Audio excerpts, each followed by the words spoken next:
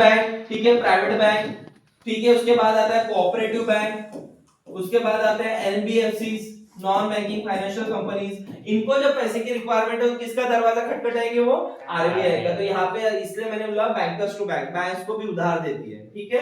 अब lenders of last resort, यानी last resort, यानी भाई किसी से कुछ नहीं मिल रहा है तो लेंड कौन करेगा? आरबीआई करेगा। तो ये उसको होता है। तो इसके लिए भी कुछ तरीके हैं, इसके लिए भी कुछ तरीके हैं। आरबीआई, और आरबीआई क्या करती है? चौथा तरीका है मॉनेटरी पॉलिसी रहती है आरबीआई की। मॉनेटरी पॉलिसी यानी आरबीआई इकोनॉमी में कंट्रोल करती है। आरबीआई इकोनॉमी रेगुलराइज रहनी चाहिए, हमारी इंडियन नेशनल इकोनॉमी रेगुलराइज होनी चाहिए, इसलिए कुछ रूल्स रेगुलेशन देती है, मेंटेनेंस करती है। इसके लिए क्या करती है भैया? यहाँ पे वो repo rate, reverse repo rate,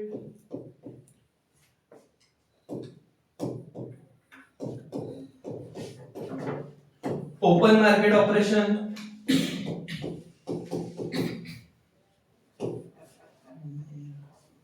ठीक है, एक्सेट्रा, ये सब टेक्निक यूज करती है।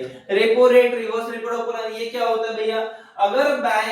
अगर कोई बैंक आरबीआई के पास जाएंगे मुझे पैसा दो, तो जो रेट पर आरबीआई उसको पैसा देती है, जो इंटरेस्ट रेट पर, उसको बोलते हैं रेपो रेट। रिवर्स क्या हो जाएगा? इसका उल्टा है। अब आरबीआई क्या करेगी? अगर बैंक से कुछ पैसा लेना चाहेगी तो जो रेट से बैंक आरबीआई को उधार देगी, या जो रेट से बैंक आरबीआई के पास पैसा रखेंगे, वो होता है रिवर्स रेपो रेट। तो इस तरह से कुछ क्रेडिट पॉलिसी, मॉनेटरी पॉलिसी भी आप आरबीआई अप्लाई करती है। उसके बाद आरबीआई का फंक्शन क्या है, जल्दी बताओ? और क्या फंक्शन है आरबीआई के?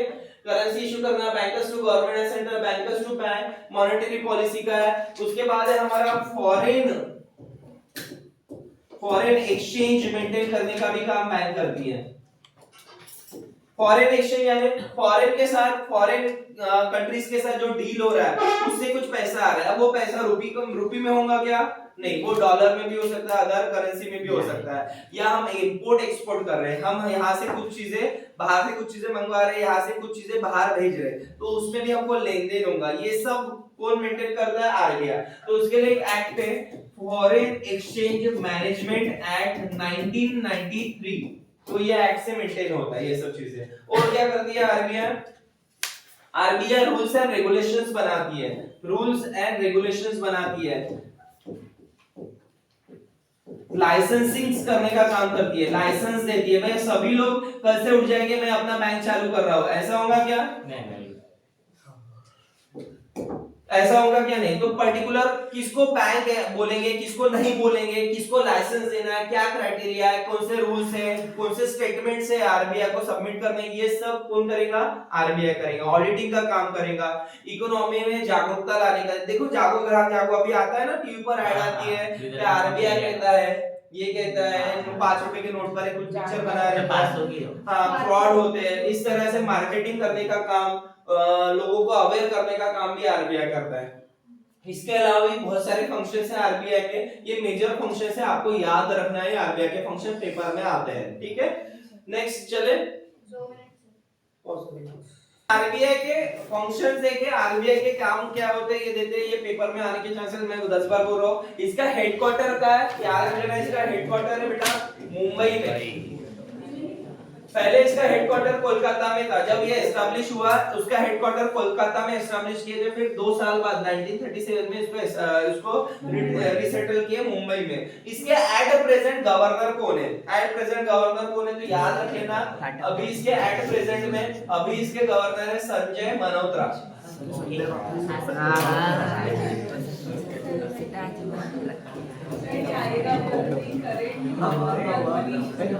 ठीक है, अभी आरबीआई के एक गवर्नर रहता है और 4 डेप्यूटी गवर्नर रहते हैं, 4 डेप्यूटी गवर्नर रहते हैं। तो इनके नाम मैं कल आपको पूछूंगा, चारों के नाम, ठीक है। आरबीआई का एक गवर्नर रहता है, 4 डेप्यूटी गवर्नर, मिनिमम 4-5 साल के लिए ये असाइन रहते हैं। तो ये बेसिक इंफॉर्मेशन आप पेपर में लिखना। RBI right short notes on RBI and its function, ये पेपर में आया तो आप लिख सकते हो, 4 मार्क का क्वेश्चन बनता है। सीरियसली पॉज कर, उसको पूछना है। बेसिक आरबीआई रिलेटेड जितनी भी इंपॉर्टेंट बातें थी हमने सब कवर कर ली है। अब आते हैं बैंक्स के बारे में, ठीक है। बैंक्स कैसे परफॉर्म करता है और बैंक्स में किस तरह से काम चलता है देख लो। हमारे बैंकिंग या बैंकिंग सिस्टम, तो एक एक्ट है बैंकिंग रेगुलेशन एक्ट 1949। इसके तहत हमारी बैंक्स काम करती है। Banking regulation act 1949। At present कितने नेशनलाइज्ड बैंक है? कितने नेशनलाइज्ड बैंक है अभी? 12। इसको पब्लिक सेक्टर बैंक बोलते हैं। अभी 12 है। सर पब्लिक सेक्टर बैंक यानी क्या होता है? जिसमें गवर्नमेंट का कंट्रीब्यूशन 50% एंड अबव होता है। 50% एंड अबव होता है। अगर गवर्नमेंट किसी एक बैंक में 100 रुपए के शेयर होंगे, उसमें से 50 या 50 रुपए से ज्यादा गवर्नमेंट के शेयर होंगे, तो वो हमारी पब्लिक सेक्टर या नेशनलाइज्ड बैंक कहलाती है।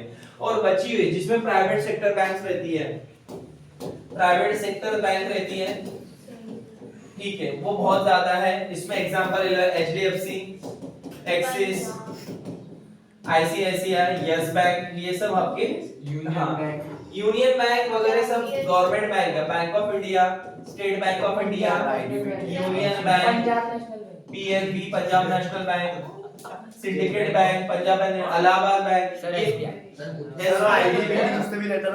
आईडीबीआई वो भी semi. IDBI is not a nationalised bank at least now. ICICI ये सब है। उसके बाद रहता है कोऑपरेटिव बैंक भी रहता है। कोऑपरेटिव बैंक में एग्जांपल है, जैसे आप कोऑपरेटिव नागपुर नागरिक सहकारी बैंक सुना है ना? नागपुर नागरिक सहकारी बैंक नागपुर में लोकलाइज्ड या किसी पर्टिकुलर रीजनल बैंक रहती है, लातूर बैंक, ये सब रहता है। उसके बाद रहता है एनबीएफसी, मैंने अभी बताया।